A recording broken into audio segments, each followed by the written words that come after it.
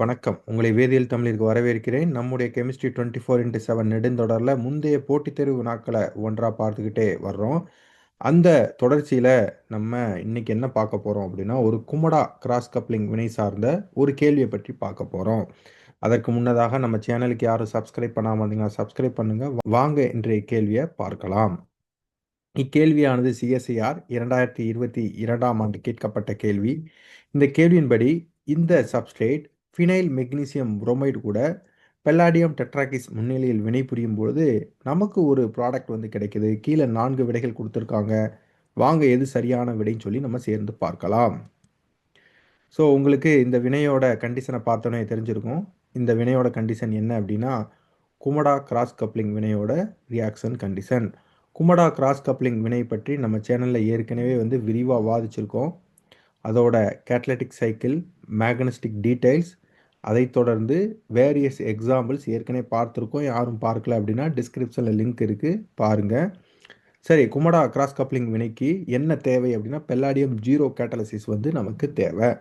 அப்போ முதல் படியில் என்ன நடக்கும் அப்படின்னா, பெல்லாடியம் 0 கேட்டலிசிஸ் வந்து நமக்கு உருவாகும். ஸோ பார்த்தோம் அப்படின்னா இங்கே பெல்லாடியம் டெட்ராகிஸ், பெல்லாடியம் 0 தான் கொடுத்துருக்காங்க. ஸோ நமக்கு வந்து கோஆர்டினேஷன் சைட்டு தேவைப்படும். அப்போ என்ன நடக்கும் அப்படின்னா, 2 லிகாண்டுகள் டிசோசியேட் ஆகி நமக்கு ஆக்டிவ் பெல்லாடியம் 0 கேட்டலிசிஸ் வந்து நமக்கு இங்கே உருவாயிரும். ஸோ இங்கே எல்ங்கிறது வந்து ட்ரைஃபனைல் பாஸ்பைன். இப்போ இது உருவான பிறகு இந்த சப்ஸ்ட்ரேட் கூட நமக்கு ஆக்சிடேட்டிவ் அடிஷனுக்கு உட்படும். ஸோ ஆக்சிடேட்டிவ் அடிஷன் நடக்கும் பொழுது பெல்லாடியத்தோட ஆக்சிடேஷன் ஸ்டேட் வந்து பெல்லாடியம் 0லேருந்து பெல்லாடியம் 2+ ஆக மாற்றம் அடையும். இப்போ என்ன நடக்கும் பார்த்தீங்க அப்படின்னா, இந்த பெல்லாடியம் 0 ஸ்பீசிஸ் வந்து இங்கே இருக்கக்கூடிய கார்பன் குளோரின் பாண்டு கடையில் இன்சர்ட் ஆகும். அப்படி நடக்கிறப்ப நமக்கு இந்த பெல்லாடியம் 2 காம்ப்ளெக்ஸ் வந்து இன்டர்மீடியேட்டாக நமக்கு கிடைக்கும். இப்போ என்ன நடக்கும் அப்படின்னா, இந்த பெல்லாடியம் காம்ப்ளெக்ஸ் இங்கே இருக்கக்கூடிய ஃபினைல் மெக்னீசியம் புரோமைடு கூட டிரான்ஸ்மெட்டலேஷன் வினைக்கு உட்படும்.